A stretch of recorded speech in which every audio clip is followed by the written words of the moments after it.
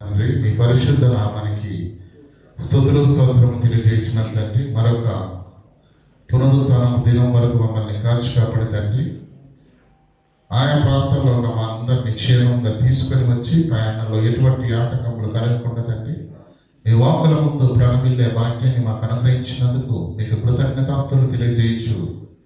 ఏ మాటల చేతనైతే తండ్రి నన్ను మమ్మల్ని తండ్రి సూటిగా స్పష్టంగా మీరు ప్రశ్నించనై ఉన్నారో ఆ మాటలను మీ మాటలుగా స్వీకరించే మంచి మనసును మాకు అనుగ్రహించమని, సత్యవాక్యాన్ని సమాపాలలో విభజించి ఆత్మవశం చేత బోధించగలిగే జ్ఞానాన్ని, ఆత్మశక్తిని అల్పుడమైన నాకును ప్రసాదించవలసిందిగా వేడుకుంటూ మెట్టుకు మీ నామానికి మహిమకరంగా, మా బ్రతుకులకు దీవెనకరంగా, ఆశీర్వాదకరంగా ఉండునట్లు ప్రతి మాటను మా హృదయాల్లో ఫలింప చేయమని వేడుకుంటూ క్రీస్తునామని ప్రార్థనకు వేడుకుంటున్నాము పరమ తండ్రి, ఆమేన్. ప్రియులారా, మరి కాలయాపన చేయకుండా ఈరోజు మనకు ఆరాధన క్రమం ఉన్నది కనుక మరి సమయాన్ని పాటిస్తూ ముందుకు వెళ్ళే ప్రయత్నం చేద్దాం. గత వారం మీకు ఒక అద్భుతమైనటువంటి పాఠాన్ని చెప్పాను. ఏంటండి? దురాభిమానంతో దైవాజ్ఞను మీరుతున్నా. ఇది చిన్నదే.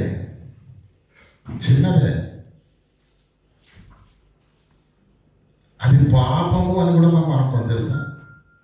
ఏమనుకుంటారండి? అవునా కదా? వీటన్నిటిని మీరు మైండ్లో పెట్టుకుని ఆలోచన చేస్తే ప్రియులారా, ఈరోజు సత్యము బాహాటంగా కనబడుతున్న లేఖనాలలో ఉన్న ప్రత్యక్షతను, సాక్ష్యాలను చూపిస్తున్న ఈరోజు అనేకులు సత్యాన్ని అంగీకరించే స్థితిలో లేరు. అలాగే బైబిల్లో వాక్యం ఉందా? ఉంది. ఉన్నా దాన్ని చూస్తున్నా ఎందుకు మెడలు వంచట్లేదు? కారణం ఇప్పుడు సోషల్ మీడియాలో మీకు అర్థం కావడానికి సందర్భాన్ని చెప్తున్నాను. తండ్రి కుమార పరిశుద్ధాత్మల గురించి వివాదం జరుగుతుందా లేదా? బైబిల్లో ఏముంది మనం చూస్తున్నాం, వింటున్నామా లేదా? తండ్రి తండ్రిగా ఉన్నాడు, కుమారుడు కుమారుడిగా ఉన్నాడు, పరిశుద్ధాత్మ దేవుడిగా ఉన్నారు.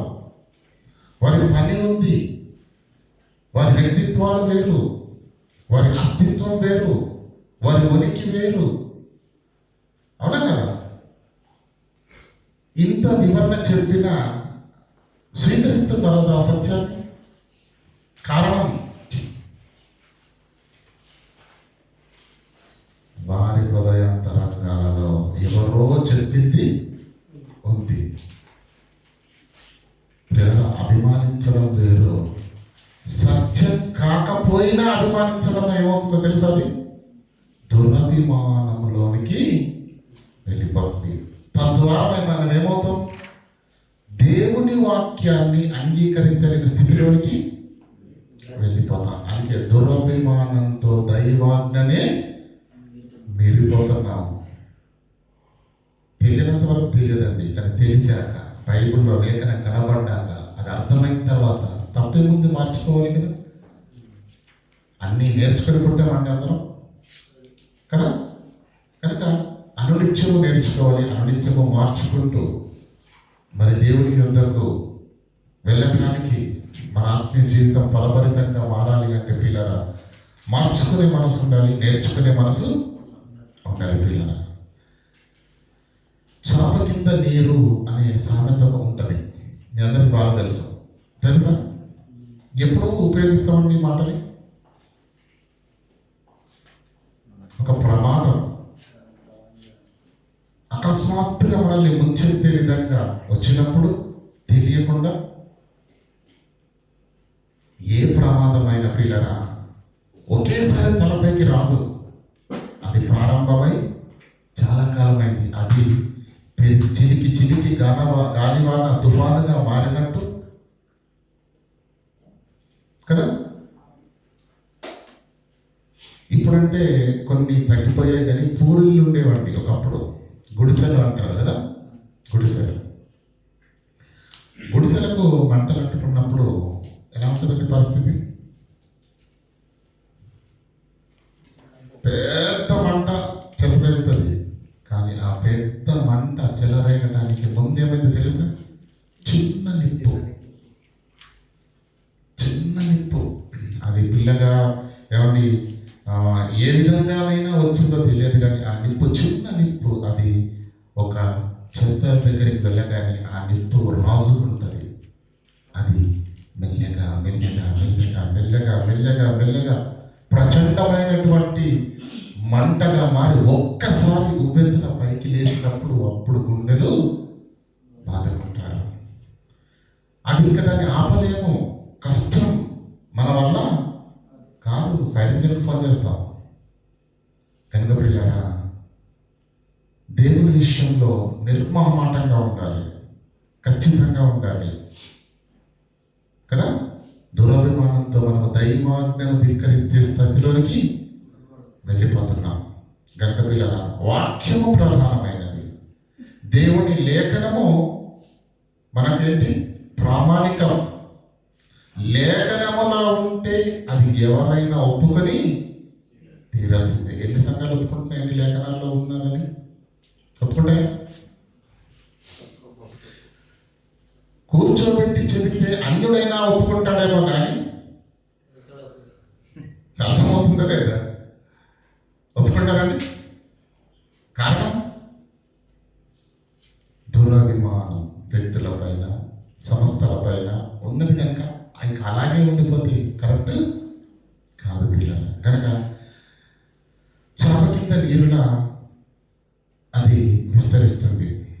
ఇప్పుడు ఒక అద్భుతమైనటువంటి మాట చూసుకున్నాం. కొరింథీయులకు రాసిన మొదటి పత్రిక 10వ అధ్యాయం 12వ వచనం.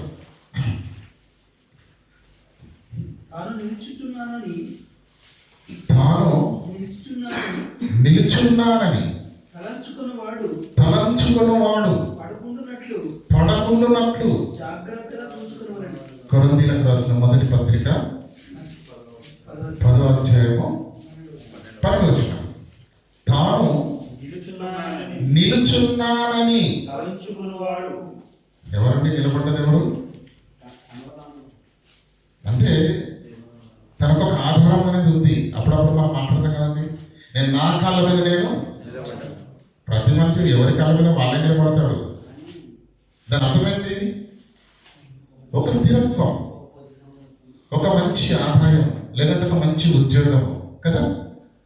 అంటే ఆర్థిక పరమైనటువంటి ఏ విధమైన లోటుపాట్లు లేకుండా, అప్పులు లేకుండా కదండి. నేను సెటిల్ అయ్యానంటే దాని అర్థం ఏంటి? సూపర్ గుళ్ళు పెట్టి గోడ కతికించాడంటే దాని అర్థం కాదు. నా కాళ్ళ మీద నేను నిలబడ్డానంటే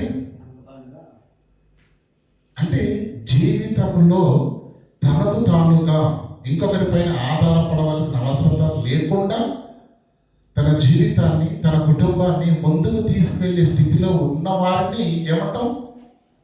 తన కాళ్ళ మీద తను నిలబడ్డాడు అంటాం. ఇక్కడ రాయబడినటువంటి లేఖన భాగాన్ని మనం ఆలోచన చేస్తే ప్రియులారా, తాను నిలుచున్నానని తలంచుకున్నవాడు. భూమిపైన తాకేవాడు ఉన్నాడు చూడండి, వాడికి ప్రాబ్లం లేదు, ఎందుకంటే వాడు ఆల్రెడీ భూమి మీద ఉన్నాడు. సమస్య ఎవరికి? నిలబడ్డవాడికి సమస్య. ఎవరైతే నిలబడతారో, లేదంటే ఎవరైతే మేము నిలబడ్డామో అనుకుంటారో వారే పడిపోయే ప్రమాదము ఉంది. తాను నిలుచున్నానని తలంచుకున్నవాడు పడకుండా జాగ్రత్తగా చూసుకున్నవాడు. ఏంటి లేఖన భాగం? దీని అర్థం ఏంటి? ఎందుకు అపోస్తలుడైన పౌలు ఈ మాటను పత్రికలో మరి సంఘానికి రాస్తున్నాడు? ఈ మాటను మరి మనం ఏ విధంగా అర్థం చేసుకోవాలి అని మనం ఆలోచన చేసినట్లయితే, అదే పైనుంచి మనం చదువుకుంటూ వస్తే ప్రియులారా, 11వ వచనం చదవండి. ఈ సంగతులు నిలుచున్న ప్రతివాడు పడిపోకుండా జాగ్రత్తగా ఉండాలని ఈ మాట చెప్పటానికి ముందేం చెప్తున్నాడంటే, ఈ సంగతులు దృష్టాంతములుగా వారికి సంభవించి యుగాంతమందున్న మనకు బుద్ధి కలగాలని మనకు రాస్తున్నాడు. మనకు బుద్ధి కలగాలి. బట్టి ఈ సంగతులు అని రాయబడ్డది. ఏ సంగతులు? ఈ సంగతులు. మనం మొదటి వచనం నుంచి చదువుకుంటూ వస్తే, గత వారం మీకు చెప్పాను, దేవుని కాపుదలలోనికి ఉన్నవారు, లేదంటే దేవుని ప్రాంగణంలో ఉన్నవారు, దేవుని పరిధిలో ఉన్నవారిని అపవాది ముట్టడం అంత సామాన్యమైన పని కాదు. ఏమనుకుంటున్నారు? దేవుని కృప కింద, దేవుని సన్నిధిలో, దేవుని ఆశ్రయించిన దేవుని ప్రజలను అపవాది తాకలేడు, ముట్టలేడు, సమీపింపలేడు. కారణం, దేవుడు తన కంచెను వేసి అన్నాడు. ఇశ్రాయేలీయులు ఎనగలిపారండి. పాలు తేనెలు ప్రవహించు కానాను దేశం నుంచి బయలుదేరిన 6 లక్షల కాల్బలం అన్నాడు. ఎంతమంది బయలుదేరండి? కాల్బలం అంటే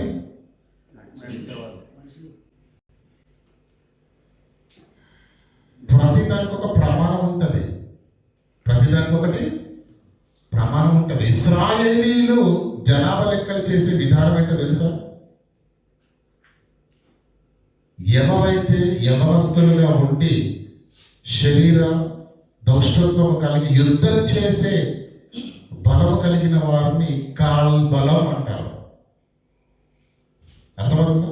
యుద్ధం చేయగలిగిన వాళ్ళు అంటే ఎంతమంది యుద్ధం చేసే స్థితిలో ఉంటారో వారిని లెక్కించి ఇది సంఖ్య అని చెప్తారు.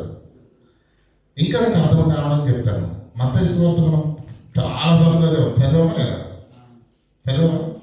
5 రొట్టెలు 2 చిన్ని చేపల సంగతి మనం బాగా ఎంతమంది తిన్నారు చెప్పండి. ఇప్పుడు జాగ్రత్తగా మాట్లాడండి.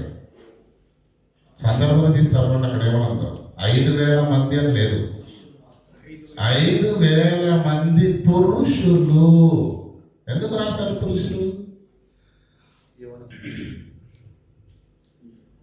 ప్రతిదానికి ఒక లెక్క ఉంటుందండి. పురుషుడు ఉన్నాడంటే అంతే కదా. కుటుంబ యజమాని ఉన్నాడంటే కదా, యజమానురాలో ఉంటుంది. గర్భాన పుట్టిన పిల్లలు కూడా ఉంటారు. అంటే దాని అర్థం ఏంటి? 5,000 ఫ్యామిలీ వచ్చాయని దాని అర్థం. మనకు అర్థం కాదు. మనం ఏంటంటే 5,0,0,0 ప్రియాల కాల్బలం అంటే 6 లక్షలు బయలుదేరారు ఒక నుండి. యుద్ధ నైపుణ్యత కలిగి యుద్ధం చేసే వీరులు 6 లక్షల మంది ఉన్నారు. దాని అర్థం అది. అతనికో తల్లి ఉంటుంది, అతనికో తండ్రి ఉంటాడు. యవనస్తుడే కనుక మేబీ పెళ్ళైతే భార్య ఉంటుంది. దేవుని యొక్క కృపా కనికరం ఉంటే పిల్లలు కూడా ఉంటారు. సో ఒక్కరి గురించి అంటే కాల్బలము అని మనం లెక్క చేసుకుంటే ఆటోమేటిక్గా 4 వచ్చేస్తుంది. అంతేనా కదా? యవనస్తుడు కాబట్టి భార్య ఉన్నాడు కనుక తల్లి తండ్రి, 4 లెక్క చేసుకుంటే 6 లక్షలు ఇంటూ 4 ఎంత? 24 మంది. 24 లక్షల మంది బయలుదేరితే ఎంతమంది అడుగు పెట్టారు? 23,99,998 మంది ఏమయ్యారు?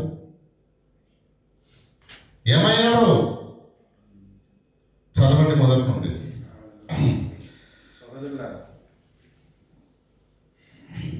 4వ వచనం నుంచి చదువుకుందాం.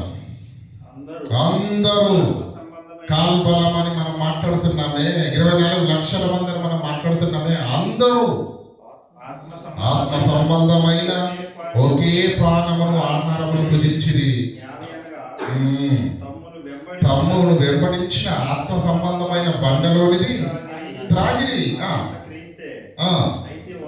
అయితే వారిలో ఎక్కువ మంది ఇష్టలుగా ఉండకపోయిరి.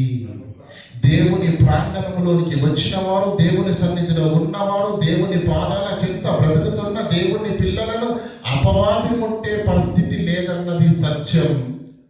దేవుడు కంచె వేసి ఉన్నాడు కనుక అపవాది వారిని ముట్టలేదు.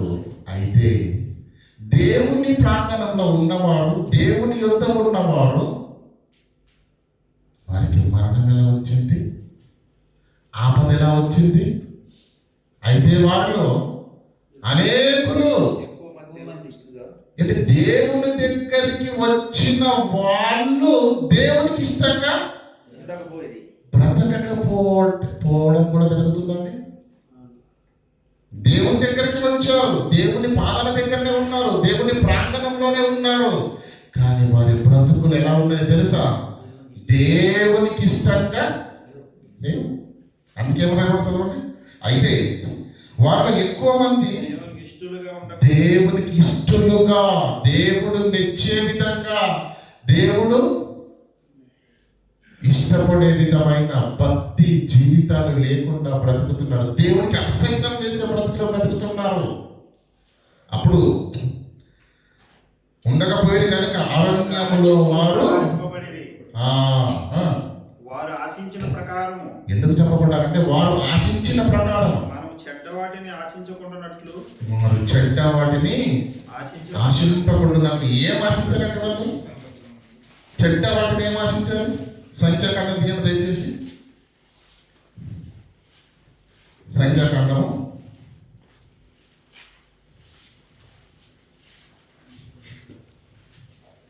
11వ అధ్యాయం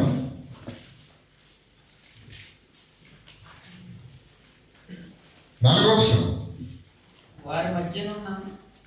వారి మధ్యనున్న మిశ్రిత జనము. మిశ్రిత జనం అంటే మిశ్రులు. ఇప్పుడు మనం మాట్లాడతాం కదా, మనం పనిచేసేటప్పుడు మన దగ్గర ఉంటారా మన మిశ్రులు. వారి మధ్యనున్న మిశ్రిత జనము మాంసాపేక్ష అధికముగా కనపరచగా ఇశ్రాయేలీయులు మరలా ఏడ్చి మాకెవరు మాంసము పెట్టగలరు? ఐగుప్తులో మేము ఉచితముగా తినిన చేపలను, కీరకాయలను, దోసకాయలను, ఉల్లిపాయలను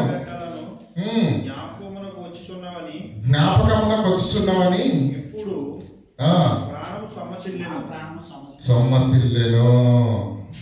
ఏంటండి వారికి ఏం జ్ఞాపకం వస్తున్నాయండి? దేవుని యొద్దకు వచ్చిన వారే, దేవుని ప్రాంగణంలో ఉన్నవారే, ప్రవక్త అయిన మోషే ద్వారా అనిత్యము దేవుని వాక్కులు ప్రకటింపబడుతున్నప్పుడు చెవులారా వింటున్న వాళ్ళే ఏం చేస్తున్నారండి? ఏం జ్ఞాపకం చేసుకుంటున్నారు? ఏం జ్ఞాపకాలు వస్తున్నాయి? వారి ఆలోచనలో ఉన్నదేంటి? మాంసాపేక్ష అధికముగా కనపరిచి ఇశ్రాయేలు మరలా అంతకుముందు ఒకసారి అయిపోయింది అనమాట. ఫస్ట్ కోటింగ్ మామూలుగా కాదండి బాబు, మోషేను వేయించుకు తిన్నారు. ఏమండి మరలా ఏడ్చేయమంటున్నారు. మాకు మాంసం ఎవరు పెడతారు? ఐగుప్తు దేశంలో కఠిన బానిసత్వంలో ఉన్న మిమ్మల్ని దేవుడు విడిపించి పాలు తేనెలు ప్రవహించు దేశానికి నడిపిస్తున్న ఈ ప్రయాణంలో మీరున్నది ఇక్కడ అసలు ప్రయాణంలో ఉన్నారండి. మనం ప్రయాణం చేసేటప్పుడు మనకు కావాల్సింది దొరుకుతుందండి. ఏమి లేకపోతే ఏం చేస్తాం? ఒక బిస్కెట్, ఒక చిన్న వాటర్ బాటిల్ తీసుకొని కడుపు నింపేసుకుంటాం. అవునా కదా? అవునా కదా? అదేంటండి రోడ్డు పైన ధాబా హోటల్స్ ఉంటాయంటారా? ఇప్పుడు ఉన్నాయండి, మరి అప్పుడు లేవు కదా.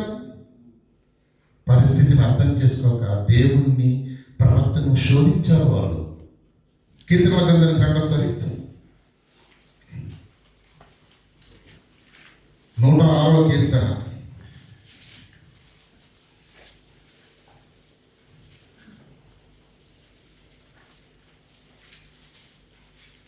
21వ వచనం. 106వ కీర్తన 21వ వచనం.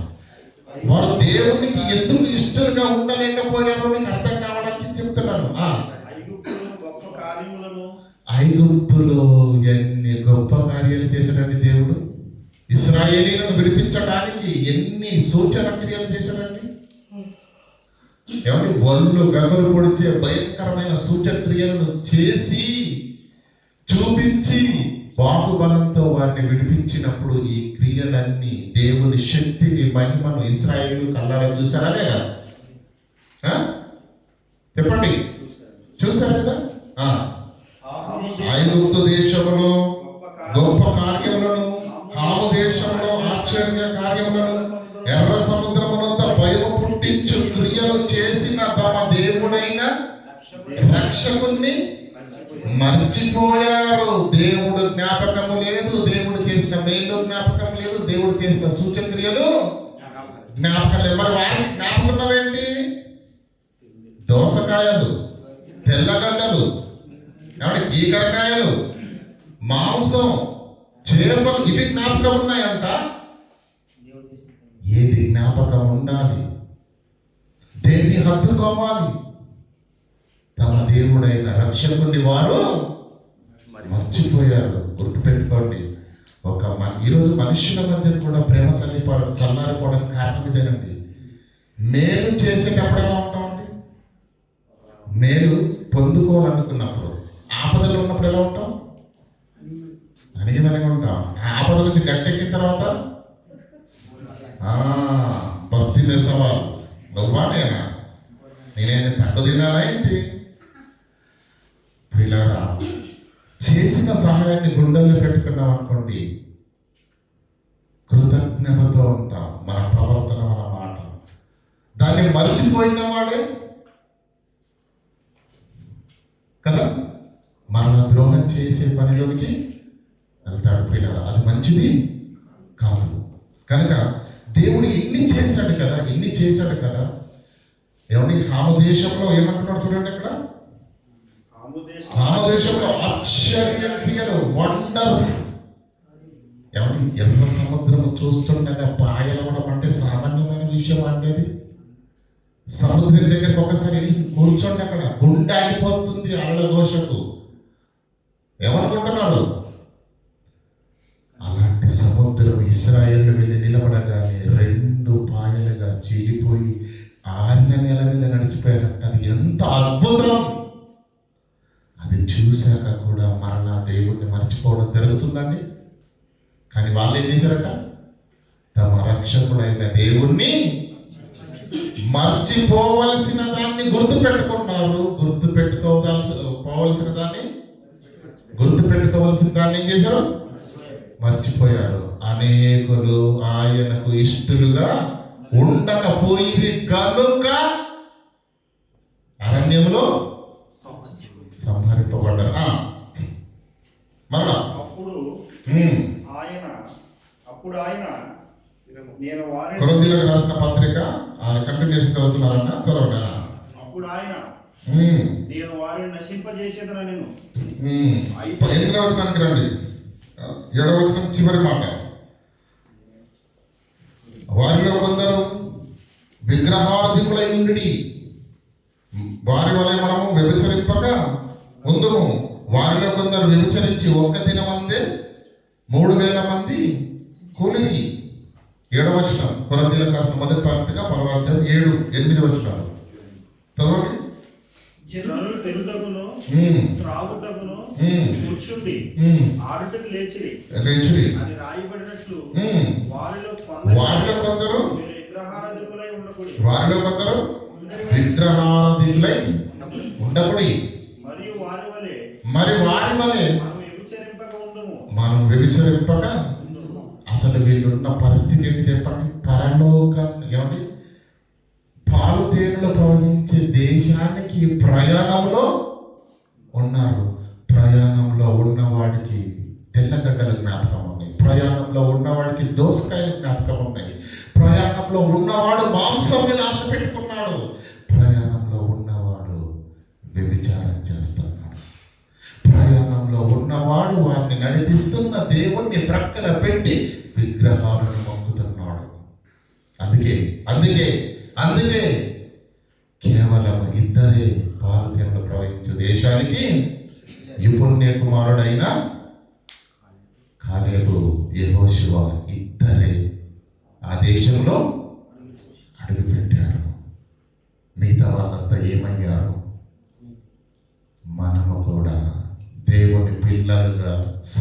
సంఘముగా, క్రైస్తవులుగా, విశ్వాసులుగా బ్రతుకుతున్న మనము కూడా బాప్తీసం తీసుకున్న నాడే స్టార్ట్ అయింది మన ప్రయాణము.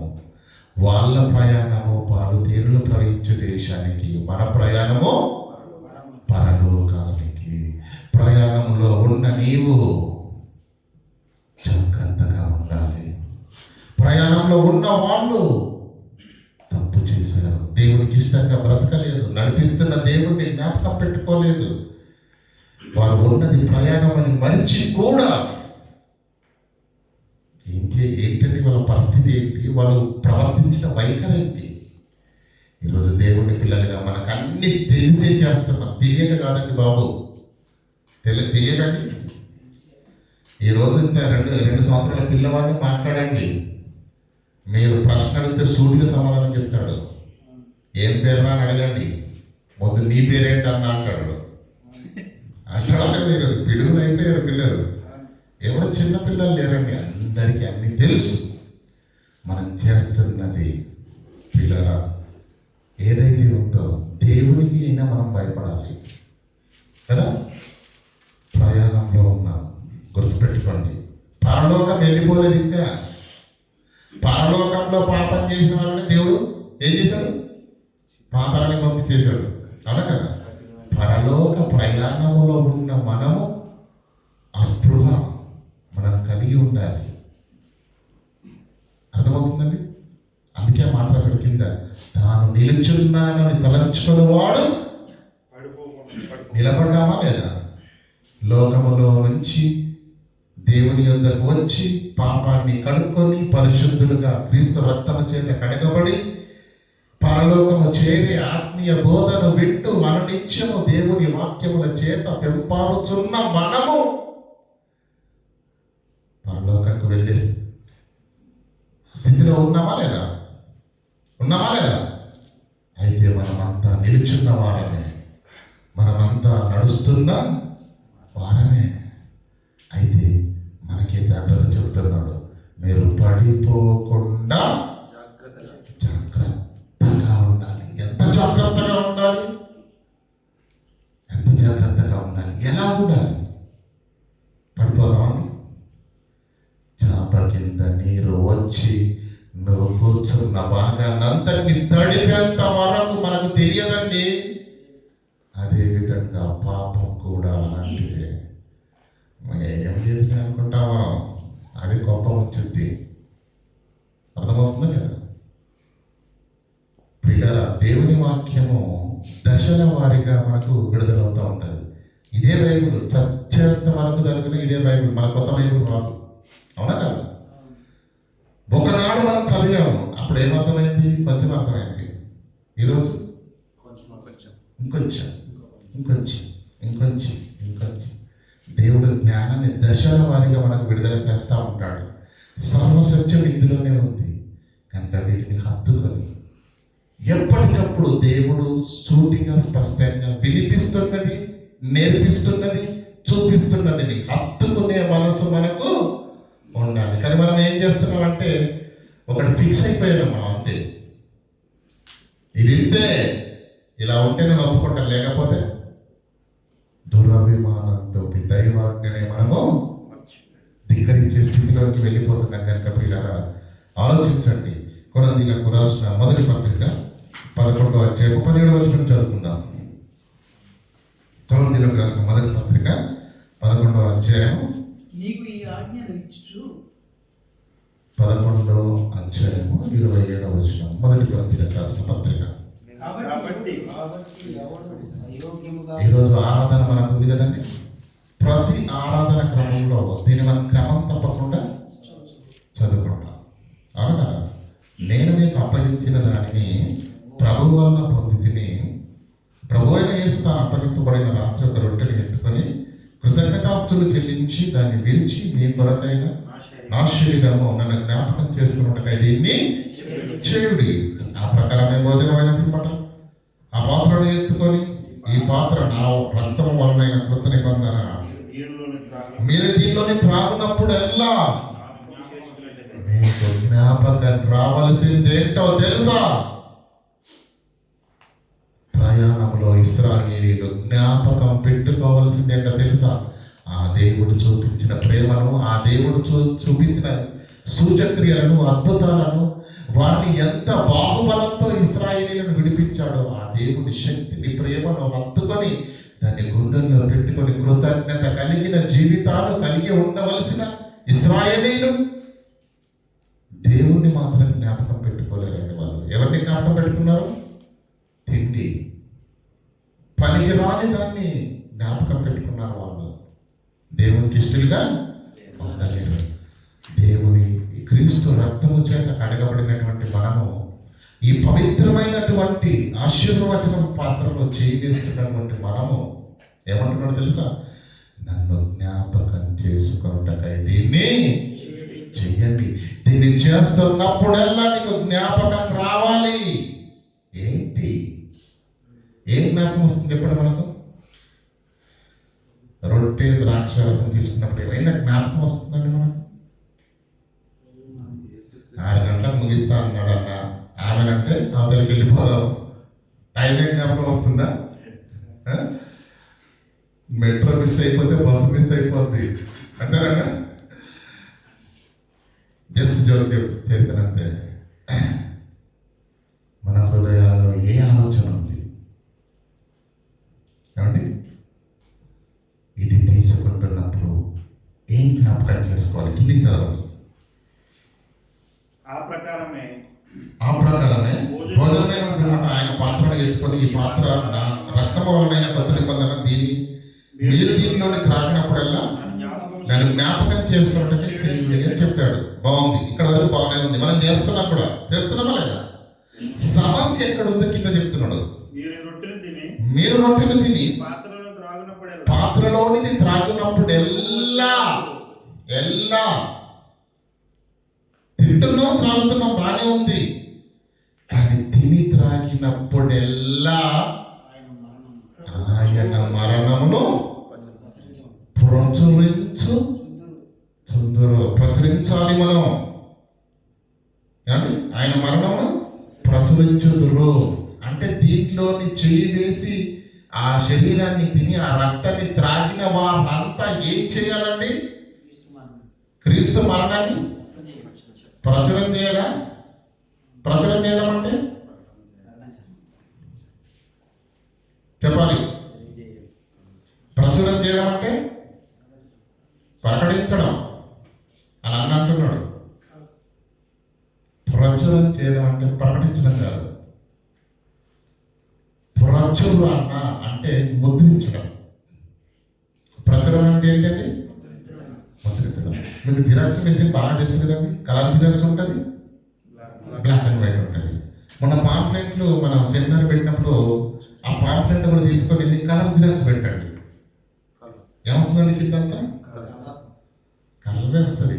కానీ ఆ ఒరిజినల్ పేపర్ లాంటి క్వాలిటీ మాత్రం కొంచెం తేడా. కానీ కలర్ మారుతుంది తప్ప కంటెంట్ బ్లాక్ అండ్ వైట్లో పెట్టారనుకోండి, ఏమొస్తుంది?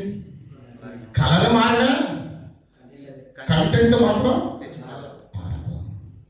యేసుక్రీస్తు ఉద్దేశం ఏంటంటే పిల్లల, దీన్ని ఇచ్చినటువంటి మనకు ఏమని చెప్తున్నారంటే ఆయన మరణమును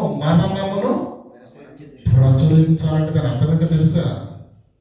యేసుక్రీస్తు మరణం లాంటి మరణమై ఉండాలి మనది కూడా. ప్రింట్ అవ్వాలి. యేసుక్రీస్తు ఎలా చనిపోయాడు మనందరికీ బాగా తెలుసు. స్టెఫెన్ ఎలా చనిపోయాడండి చెప్పండి?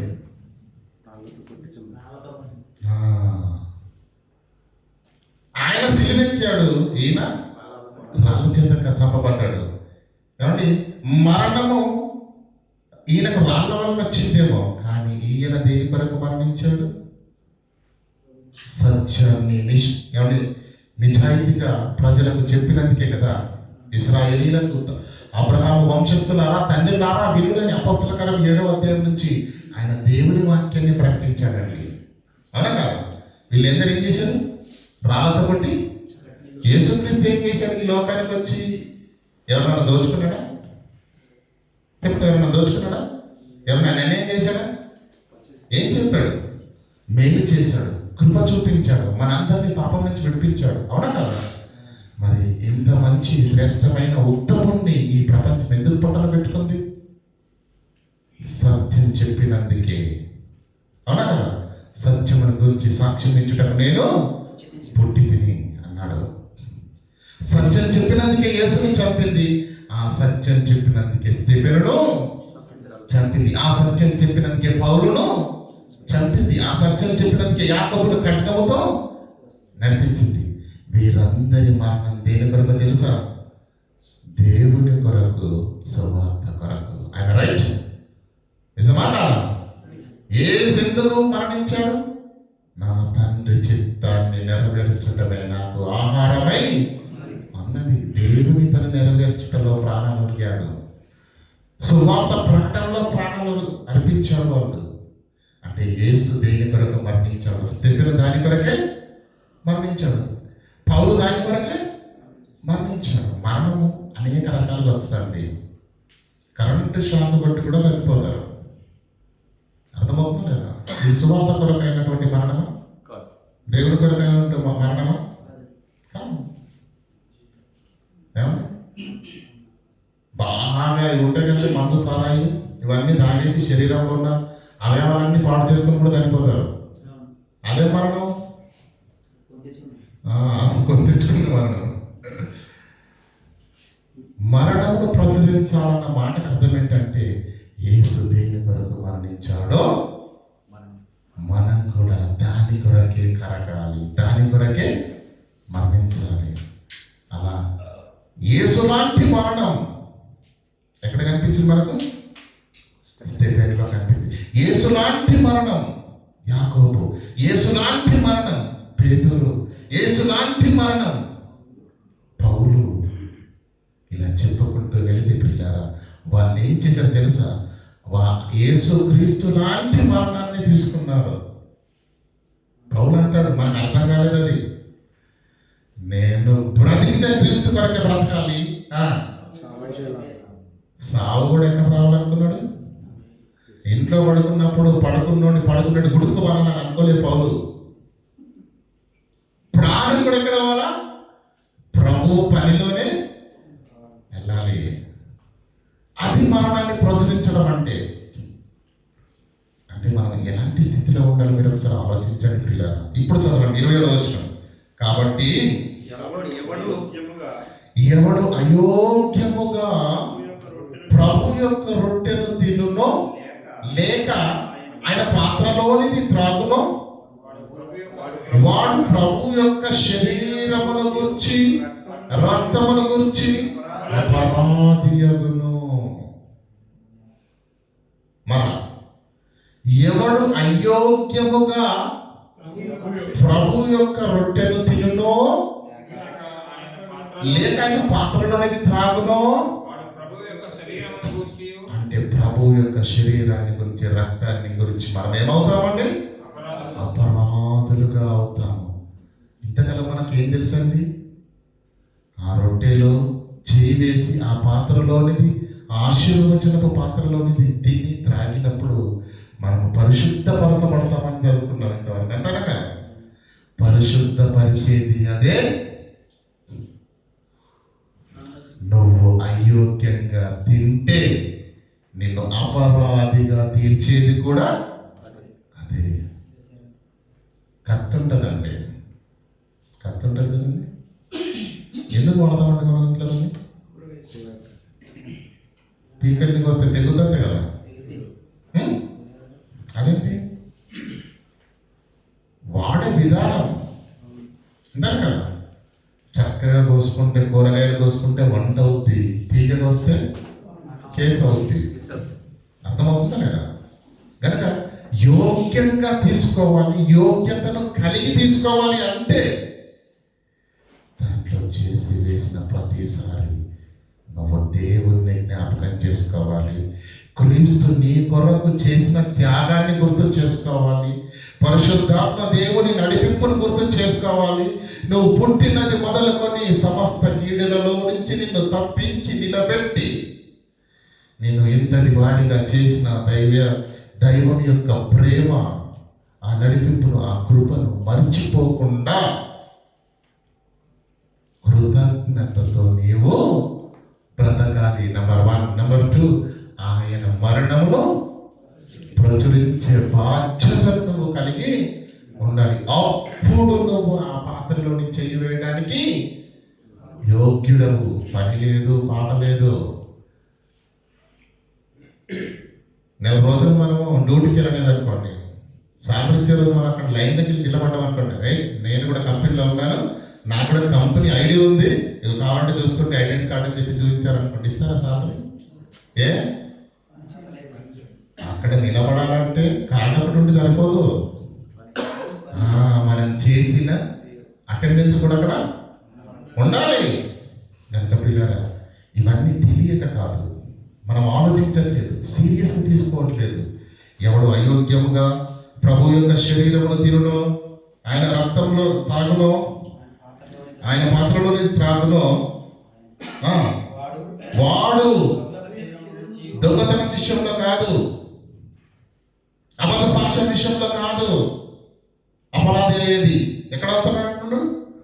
ప్రభువు యొక్క శరీరము విషయంలో రక్తమును గురించి అపరాధి అగును. అంటే ఏ ప్రభు అయితే నిన్ను పవిత్రపరిచి కాపాడి నిన్ను పరిశుద్ధునిగా చేశాడో ఆ ప్రభువు రక్తం విషయంలో, ఆ ప్రభువు యొక్క శరీరం విషయంలో నువ్వేమవుతావు?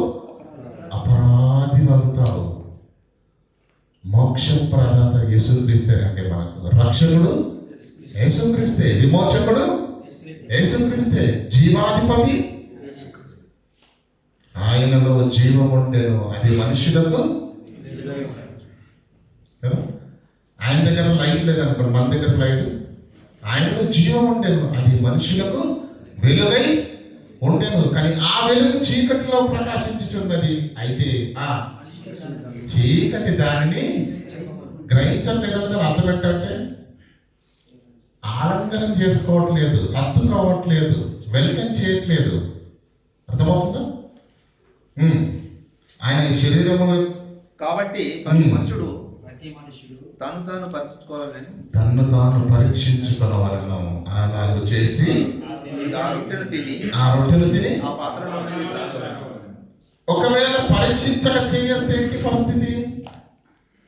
ప్రతి మనుషుడు తను తాను పరీక్షించుకొని అలాగూ చేసి ఆ పాత్రలో చెయ్యి వేయవలను అన్నాడు. అక్కడ పరీక్షించుకోకుండా, ఆత్మ విమర్శ చేసుకోకుండా చేస్తే ఏం జరుగుద్ది? ప్రభు కింద చెప్తున్నా చూడండి. ప్రభు శరీరం అని వివేచింపక తిని త్రాగువాడు తనకు శిక్షా విధి కలుగుటకే తిని త్రాగుచున్నాడు. అందువల్లనే మీలో అనేకులు బలహీనులు అయ్యారు, రోగులయ్యారు, చాలా మంది నిద్రించుచున్నారు. బలహీనులు అయ్యారంటే ఎప్పుడన్నా మీరు ఎక్కడయ్యారు? 4 పూటలు భోజనం చేస్తున్నారు, ఎక్కడయ్యారండి కదా. శరీరం దౌష్టంగానే ఉంది, ఆరోగ్యంగానే ఉంది, బలహీనుడు కాలేదు, రోగము రాలేదు, నిద్రించను లేదు. భౌతిక శరీరాన్ని గురించి మాట్లాడుతున్న మాట మాత్రము కాదు. పిల్లల ఆత్మ విమర్శన లేకుండా, దేవుణ్ణి జ్ఞాపకం చేసుకోనకుండా, ఆయన ప్రేమను త్యాగాన్ని గుర్తించకుండా అదేదో రొట్టె మొక్క అనుకుంటున్నావు, అదేదో ద్రాక్షరసం అనుకునే నువ్వు చేయి వేస్తే, అయోగ్యంగా నువ్వు తీసుకుంటే ప్రభు యొక్క శరీరం విషయంలోనూ రక్తం విషయంలోనూ అపరాధి అగును. సమస్త పాపాల నుంచి నిన్ను పవిత్రపరిచేది ఆ రక్తమే. ఆ రక్తము విషయంలోనే నువ్వు అపరాధివైతే, ఆ శరీరం విషయంలోనే నువ్వు అపరాధివైతే, ఇక నిన్ను కడిగి నిన్ను పవిత్రపరిచేది ఈ ప్రకృతిలో ముల్లోకంలో మరొకటి లేదు. మన పాపాన్ని కడిగేది ప్రభు రక్తం. మనల్ని పాపాన్ని తీసివేసి మనల్ని విమోచించేది ప్రభు అయిన యేసుక్రీస్తు. మరి ఆయన రక్తము శరీరం విషయంలోనే మనము అపరాధులుగా తీర్చబడితే ఇక మన పాపమును పోగొట్టేది ఇంకేదైనా ఉందా ప్రకృతిలో? లేదు. వెనక పిల్లలకి ఎంత జాగ్రత్తతో ఉండాలి, ఎంత జాగ్రత్తతో ఉండాలి. ఆలోచించండి, ఎంత జాగ్రత్తతో ఉండాలి. దేవుని యొక్క ప్రేమ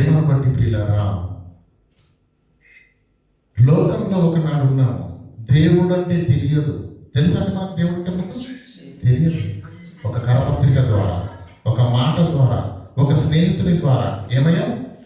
దేవుడు తన వైపు మనల్ని ఆకర్షించుకున్నాడు. లోకంలో నుంచి సంఘంలోనికి వచ్చాం, బాగుంది. సంఘంలోనికి వచ్చాం. అసలు దేవుడు నిన్ను ఎందుకు పిలుచుకున్నాడు? పర్పస్ ఏంటి? ఉద్దేశం ఏంటి? పరలోక రాజ్యము సమీపించి ఉన్నది కనుక మారు మనసు పొందునని ప్రకటింప మొదలుపెట్టాను. మారు మనసు పొంద ప్రకటింప మొదలుపెట్టాను. చూడండి ఒక మాట, ఆ మాట చూడండి. మత్తయి సువార్త 3వ అధ్యాయం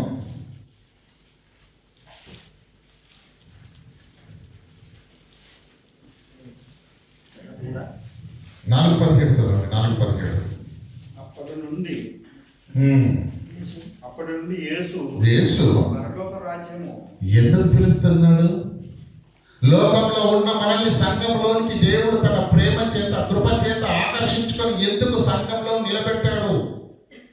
ఎందుకు సంఘంలోనికి పిలుస్తున్నాడు? సువార్త చేత.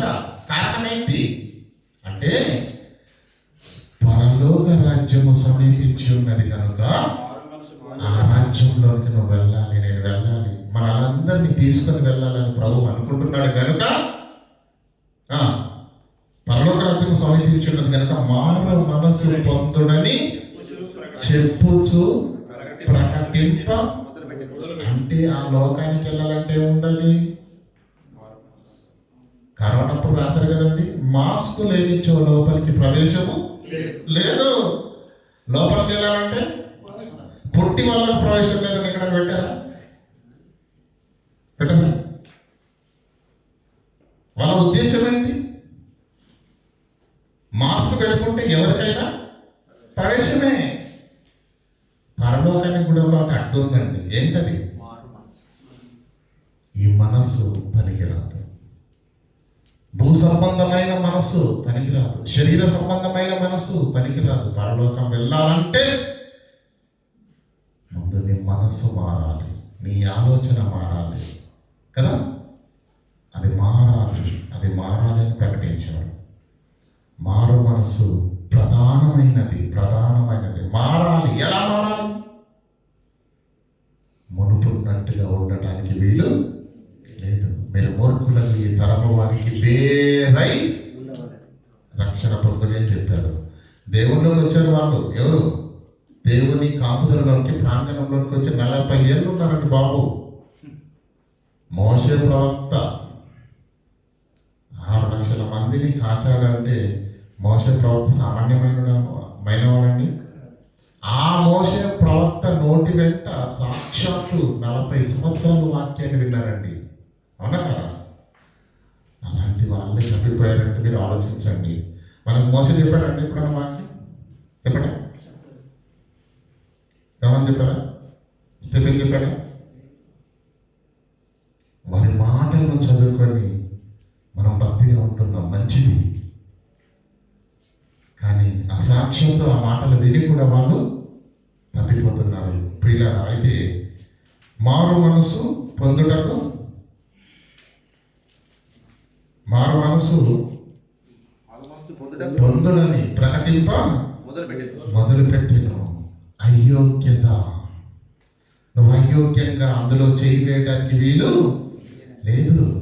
కండిషన్ అంటే తెలుసా? సంఘంలోనికి వచ్చిన నాడి నువ్వు మారు మనసు పొంది ఉండాలి. మారు మనసు పొందినట్టుగా ఉంటూ దేవునికి ఇష్టడిగా ఉండలేకపోతే ఆనాడు ఇశ్రాయేలీలు రాలిపోయినట్టుగానే వాళ్ళు పాలు తేలు ప్రవహించు ప్రయాణంలో రాలిపోయారు. మనము పరలోక ప్రయాణంలో రాలిపోతాం. తను నిలుచున్నానని తలంచుకున్న ప్రతివాడు పడిపోకుండా జాగ్రత్తగా చూచుకునేవారు. అందుకే గద్దిస్తుంది వాక్యం, అందుకే సరిచేస్తుంది వాక్యం, అందుకే తప్పు దిద్దుకో అంటుంది వాక్యం. చూడండి, ఒక మాట చూపిస్తాను. కొరంథీయులకు క్షమించండి, మొదటి సమూయేలు గ్రంథము 12వ అధ్యాయం 9వ వచనం.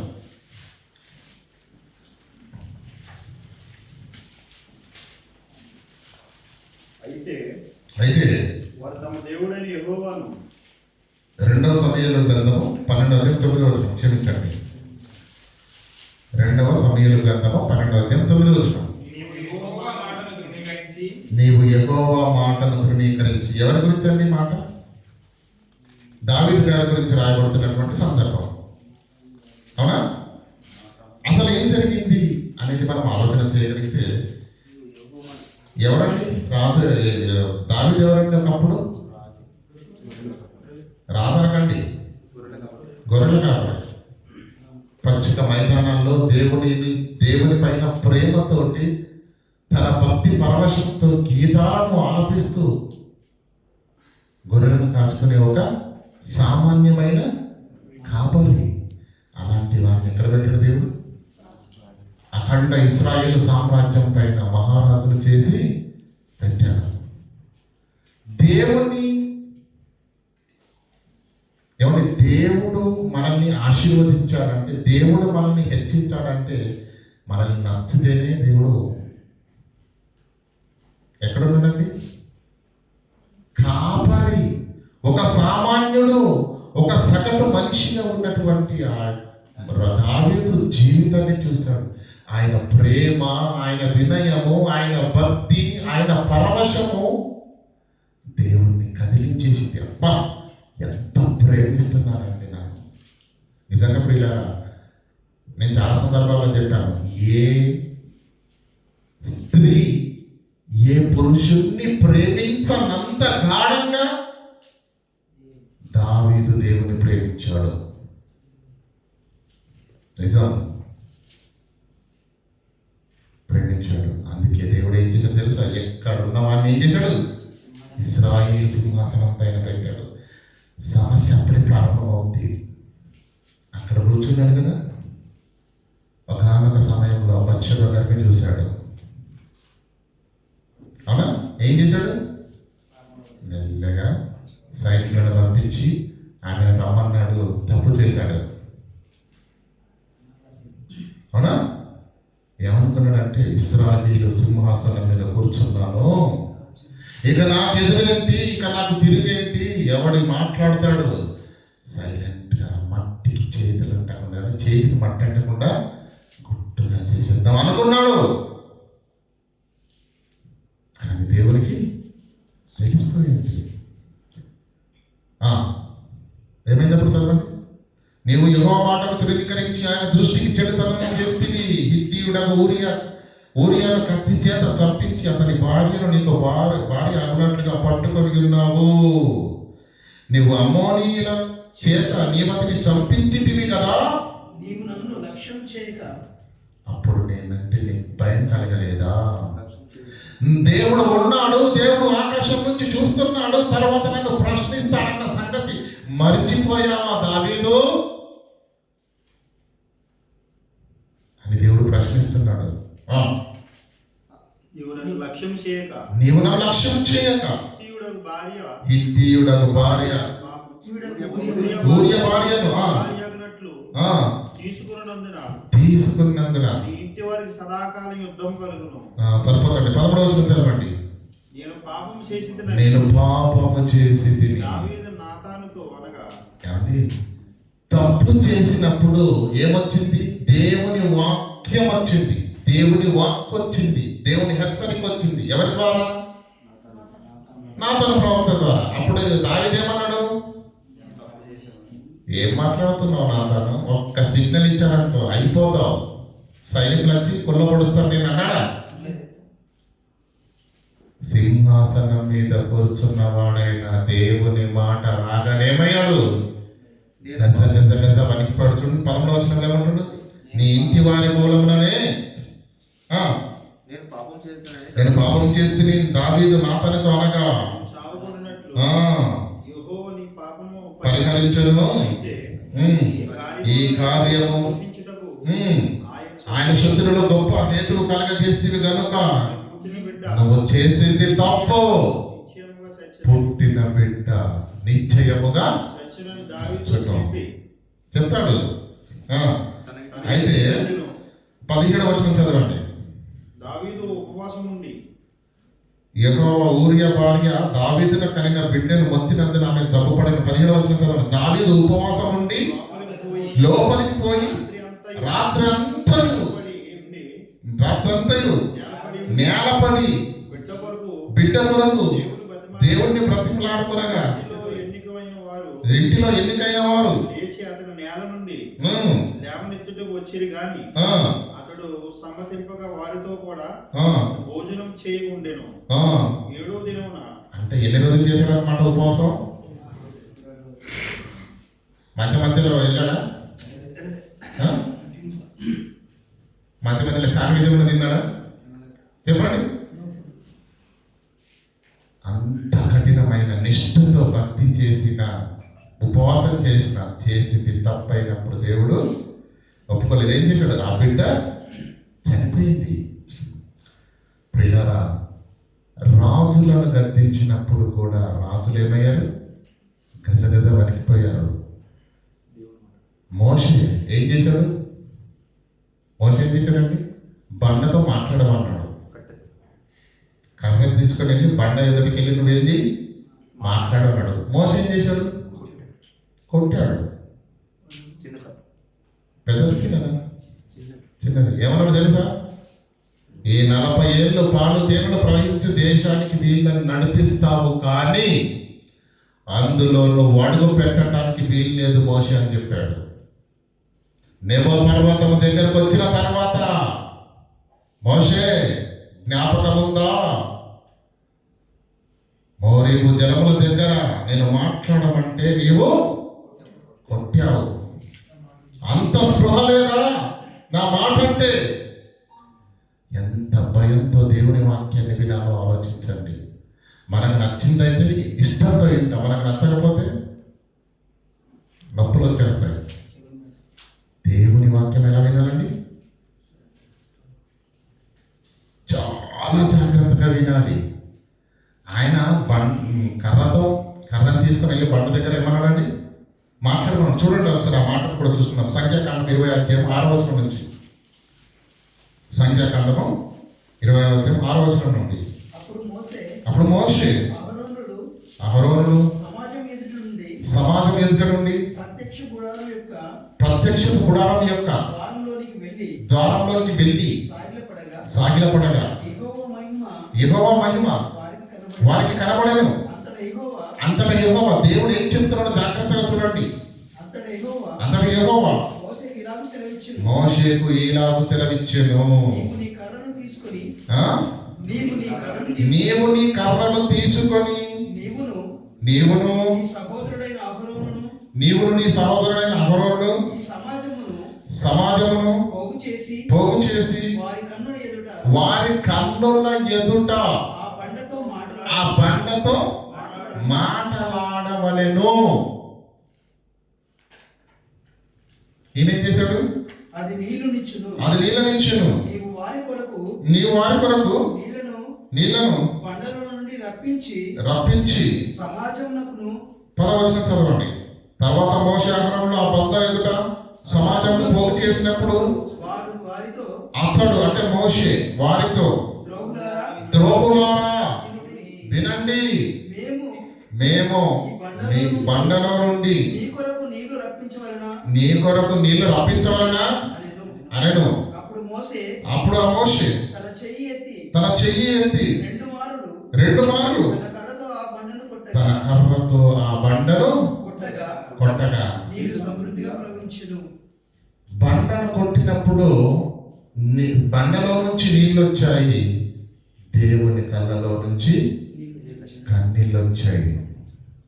నేనేం చెప్పాను మోషేకు అంటే నేనేం చెబుతున్నానో కూడా జాగ్రత్తగా వినడా? అంత స్పృహ లేకుండా వింటున్నాడా? అంత నిర్లక్ష్యమా నా మాట అంటే? జీవము గల లోకాలను కలిగించిన దేవుణ్ణి నేను, నా మాట అంటే అంత లక్ష్యమా?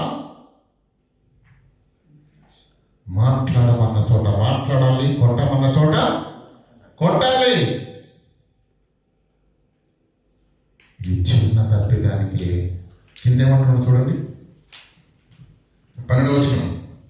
అప్పుడు యెహోవా మోషే అహరోనులతోటి, మీరు ఇశ్రాయేలుల కన్నుల ఎదుట నా పరిశుద్ధతను సన్మానించినట్లు నన్ను నమ్ముకొనకపోతిరి కనుక ఈ సమాజము నేను వారికి ఇచ్చు దేశంలోనికి మీరు తోడుకొని పోరు. అని చెప్పాను. అడుగు పెట్టడానికి వీల్లేదు మోషే. నెబో పర్వతానికి రాగానే ఎక్కి చూడంతే, ఎక్కి చూడు, అందులో అడుగు పెట్టడానికి వీలు లేదు. దేవుడు ఖచ్చితమైన వాడు. ప్రియులారా, మనం ఏమనుకుంటున్నామంటే పర్వాలేదులే అని మనం అనుకుంటున్నాం. మిమ్మల్ని ఎవడో భ్రమ పెడుతున్నాడు, మిమ్మల్ని ఎవరో మారు మనసు పొందకుండా చేస్తున్నాడు, ఎవరో దేవుని మాటకు లోపడకుండా మీ హృదయాన్ని కఠినపరుస్తున్నాడు. దేవుడు ఖచ్చితమైన వాడు.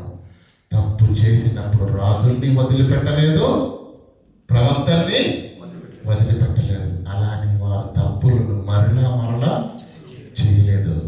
ఏమండి, తర్వాత మీరు చదువుకుంటే 1 రాజులు 15:4 వచ్చినప్పుడు ఉంటుంది, దావీదు హిత్తీయుడైన ఊరియా భార్య విషయంలో తప్ప తన బ్రతుకు దినములలో ఏ ఒక్క పాపము కూడా చేయలేదండి. కడిగిన ముచ్చమండి బాబు దావీదు.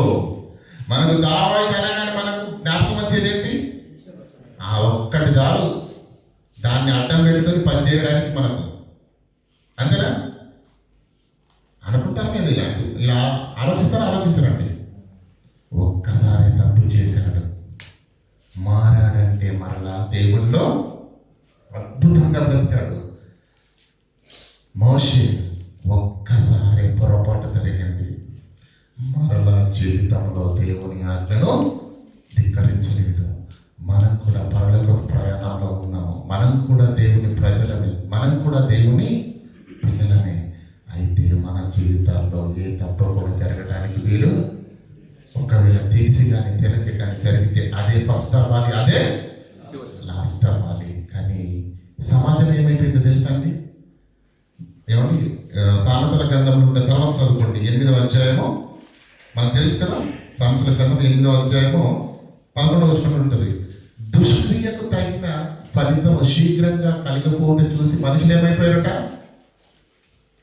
హృదయపూర్వకంగా పాపము చేస్తున్నారట. పిల్లరా, తప్పు చేసిన వాడు రాజుల్ని వదిలిపెట్టలేదు దేవుడు, ప్రవక్తల్ని కూడా వదిలిపెట్టలేదు. అలానే వాడు దేవుని వాక్యం గద్దించినప్పుడు నువ్వేంటి నాకు చెప్పేది అనలేదు అన్నాడా తాను? నాతాను, నేను మహారాజును, ఏం మాట్లాడుతున్నావు? ఒక సిగ్నల్ ఇచ్చానంటే అయిపోతాము అన్నాడా? గజగజలు ఆడిపోయాడు. దేవుని మాటకు రాజులు వణికిపోయారు, ప్రవక్తలు వణికిపోయారు. కానీ ఈరోజు ఎన్ని మాటలు దేవుని గద్దిస్తున్నా మన ఆత్మను, ప్రియులారా, మన ఆత్మను విమర్శించుతున్నప్పుడు దేవుని వాక్యము మనం మారలేకపోతే, మనం సరి చేసుకోలేకపోతే, మనము దేవునికి లోపడకపోతే, ప్రియులారా, అతిక్రమములు దాచిపెట్టువాడు వర్ధిల్లడు. అయితే దాన్ని ఒప్పుకొని విడిచిపెట్టువాడు కనికరం పొందుతాడు. ఏమండి, ఇశ్రాయేల్ రాజులు కూడా ప్రారంభంలో బాగానే ఉంటారు. అయితే తాను స్థిరపడిన తర్వాత మనసు చెడిపోతుందట. స్థిరపడిన తర్వాత మనసు చెడిపోయి పాపం చేశారు. మనం కూడా ప్రియులారా ప్రారంభంలో బాగానే ఉన్నాం. మీరు జ్ఞాపకం చేసుకోండి ఒకసారి. ప్రారంభంలో మన భక్తి ఏంటి, మన ఆశ ఏంటి, మన ఆసక్తి ఏంటి? ప్రారంభం నిజం చెప్తున్నానండి, 3 కిలోమీటర్లు నడిచేవాడిని మేము వాక్యం నేర్చుకున్నప్పుడు. 3 కిలోమీటర్లు ఎర్ర టెండలో నడిచేవాళ్ళం. అక్కడికి వెళ్ళేంత వరకే పైనుంచి కింది వరకు మొత్తం చెమటతో తడిచిపోయేది. 5 నిమిషాలు బయట ఉండి అప్పుడు లోపలికి వెళ్ళేవాళ్ళం. గొప్ప కోసం చెప్పట్లేదు ఇది. ప్రారంభపు దినాల్లో భక్తి బాగుంటుంది, మన మనస్సు బాగుంటుంది, మన మాట బాగుంటుంది, మన ఆలోచన బాగుంటుంది. దేవుడు మనల్ని ఇంత గొప్ప ఆత్మీయ కుమారుడు, వీడు ఎదిగితే సంఘంలో, వీడు ఎదిగితే దేవుని పనిలో, వీడు ఎదిగితే 10 మంది కుటుంబాలకు ఆదర్శప్రాయంగా ఉంటాడని దేవుడు దీవించి ఆశీర్వదించి అత్యధికంగా మనల్ని బలపరిస్తే అప్పుడు కళ్ళు ఈడగా ఇక్కడికి వెళ్ళిపోతాయి. స్థిరపడిన తరువాత రాజులందరూ చెడిపోయారు. ఒకప్పుడు ఎలా ఉన్నాడు దావీదు? రాజు సింహాసనం ఎక్కిన తర్వాత ఏం చేశాడండి? ఒక్కటే తప్పు, మళ్ళా రిపీట్ చేయలేదు. తెలిసి కానీ తెలియక కానీ ప్రియులారా, ఒకవేళ మన జీవితంలో పాపము తప్పిదం ఉంటే ప్రియులారా, వినపడుతున్నది దేవుని మాట. ఏ సేవకుడైనా పక్కన పెట్టండి, మనుష్యులను చూడకండి, ఎందుకంటే అది వాళ్ళ మాట కాదు. జీవం గల దేవుని మాటను మీరు వింటున్నారు. జీవం గల దేవుని వాక్యం మిమ్మల్ని గద్దిస్తుంది. ఆ జీవం గల దేవుని మాటకు లోబడి ఒక దావీదు సరి చేసుకున్నట్టుగా, ఒక మోషే సరి చేసుకున్నట్టుగా, రాజులు సరి చేసుకున్నట్టుగా ప్రియులారా ఒక్కటే ఉండాలి. మరలా రెండవది జరగడానికి వీలు లేదు. ముఖ్యంగా ప్రభు యొక్క శరీరం విషయంలో, రక్తం విషయంలో మనం అపరాధులము కాకూడదు. ఏ క్రీస్తు రక్తమైతే మనల్ని కడిగి పవిత్రులుగా చేసిందో ఆ క్రీస్తు విషయంలోనే, ఆ రక్తం విషయంలోని, ఆ పని విషయంలోని, ఆ పరిచర్య విషయంలోని మనం అపరాధులుగా తీర్చబడడానికి వీలు లేదు ప్రియులారా. మనల్ని కాపాడేది క్రీస్తు రక్తము. ఆ రక్తం విషయంలోనే మనము అపరాధులమైతే మనల్ని కాపాడేది ఎవరు ఒకసారి ఆలోచించండి ప్రియులారా.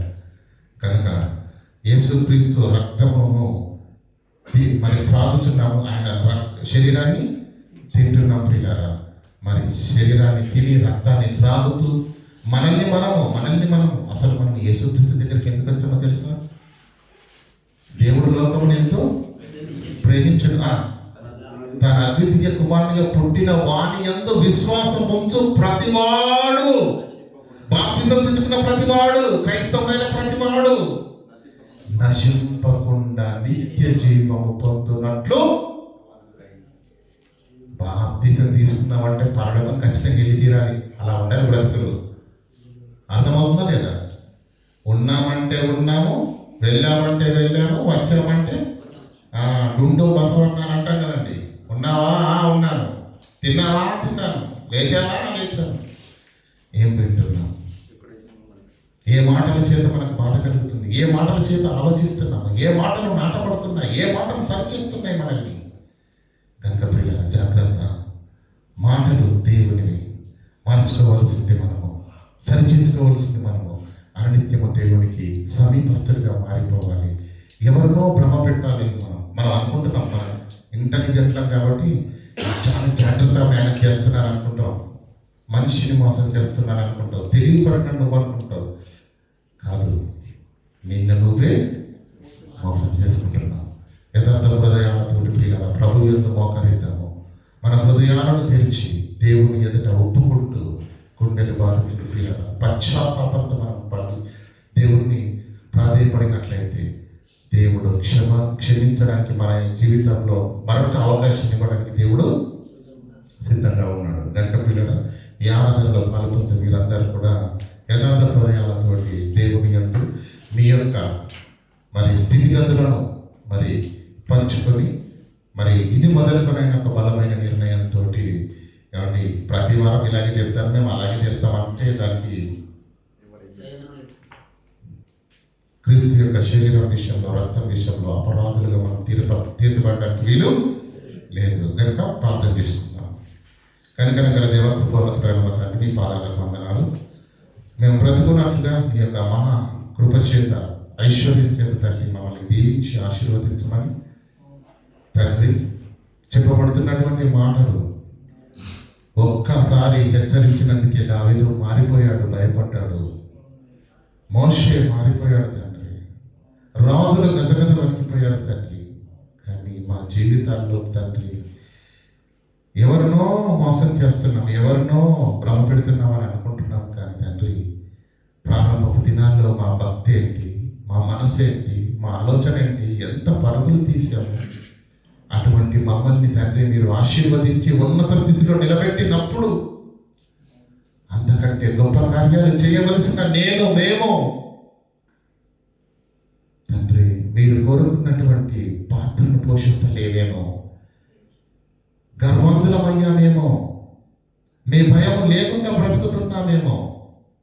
అందుకే సూటిగా స్పష్టంగా నాతో మాతో మాట్లాడినందుకు వందనాలు. విన్న మాటలు మర్చవనంగా కాకుండా ఉన్న మాటల్లోని అంతర్యాన్ని గ్రహించి మా బ్రతుకులను సరి చేసుకొని మీ పాదాలను పట్టుకుని తండ్రి పశ్చాత్తాపంతో మార్చుకోవడానికి కృపను అనుగ్రహించాల్సిందిగా వేడుకుంటూ క్రీస్తునామని ఈ ప్రార్థన వేడుకుంటున్నాము పరమ తండ్రి. ఆమేన్.